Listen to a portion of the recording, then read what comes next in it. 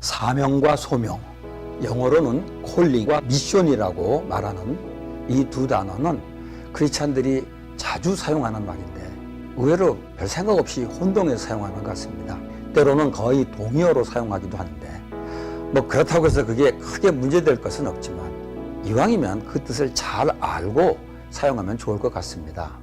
많은 사람들이 소명과 사명이 다르다는 데는 동의하는 것 같은데 어떻게 다른지에 대해서는 다양한 견해가 있는 것 같습니다. 예전에 어떤 목사님이 소명은 목회자에게 해당되는 것이고 사명은 평신도에게 해당된다는 말한 것을 들은 기억이 납니다.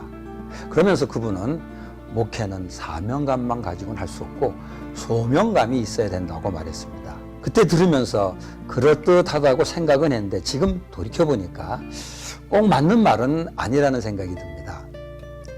어떤 분은 소명, 즉 부르심은 은혜와 관계가 있고 사명, 즉 보내심은 은사와 관계가 있다고 합니다. 하나님은 우리를 은혜로 부르셨고 은사로 사명을 감당하게 하신다는 겁니다. 근데 그분이 말하는 소명은 아마도 구원의 부르심을 말하는 것 같습니다.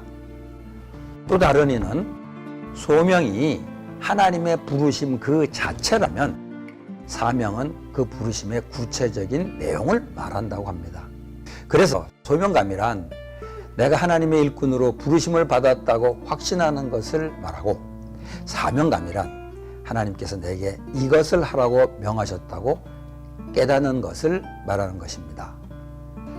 또 소명이 하나님의 부르심이라면 사명은 소명을 감당하기 위해 죽기까지 순종하며 나아가는 믿음의 결단과 의지라고 설명하는 사람도 있습니다. 좀 비슷하지만 약간 다른 각도에서 차이를 설명하는 사람도 있습니다. 소명과 사명은 불가분의 관계가 있다면서 부르심에는 반드시 부르신 목적이 있는데 그 목적이 바로 사명이라는 것입니다. 소명과 사명을 거의 동의어로 생각하는 분들도 있습니다. 그런 사람들은 소명을 하나님이 맡기신 일, 미션이라고 하면서 소명의 중요함은 누가 불렀냐이고 사명의 중요함은 무엇을 맡기셨냐라고 설명합니다. 소명은 하나님이 그의 나라를 섬기라고 부르는 것이라면 사명은 그 나라를 섬기기 위해서 행하는 구체적인 임무를 말한다고 구별하는 사람도 있습니다. 이렇게 소명과 사명에 관해서 다양한 견해가 있는 것을 보면 성경이 분명히 가르치고 있긴 하지만은 이 두 가지를 아주 논리적으로 잘 구별할 수 있게 해주지는 않는 것 같습니다.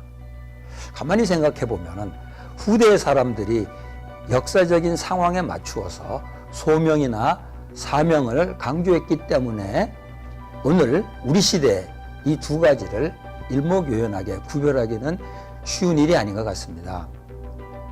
예를 들어 소명은 루터가 직업 소명론을 말하면서 교회에서 중요한 개념이 되었고 사명은 교회가 선교를 하게 되면서 또 중요한 개념으로 자리를 잡은 것입니다.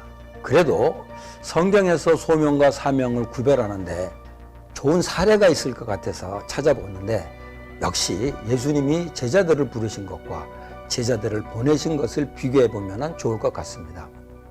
예수님은 무리들 중에서 몇 사람을 불러서 제자로 삼으시고 그들을 전도자로 훈련시켰습니다.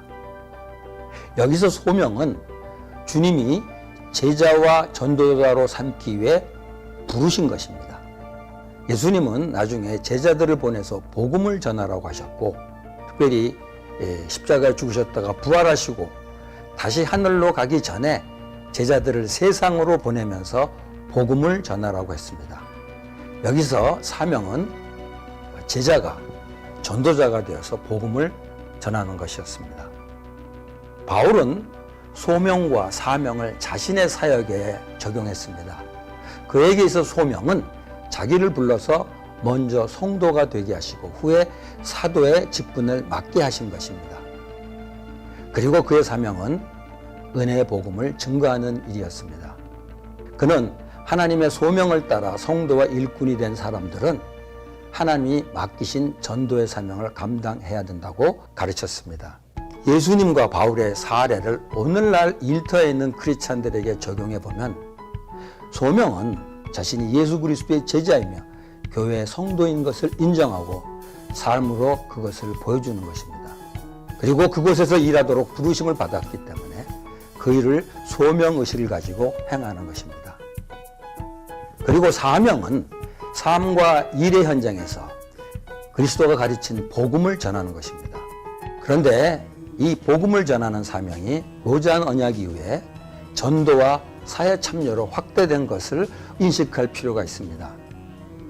크리스찬은 하나님이 자신을 부르신 소명과 보내시면서 주신 사명을 잘 연계시켜야 됩니다.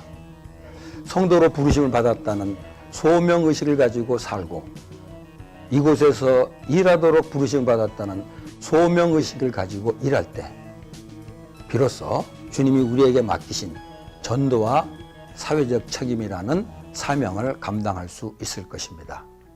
소명과 사명을 이렇게 구별하고 나니까 크리스찬의 일터 사역을 그런대로 좀 설명할 수 있을 것 같습니다.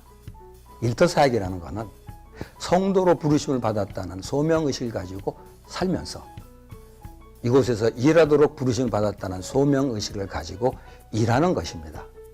그리고 하나님 보내신 이 일터에서 사명감을 가지고 일함으로 사회적 책임을 감당하고 그 속에서 그리스도의 복음을 전하는 것입니다.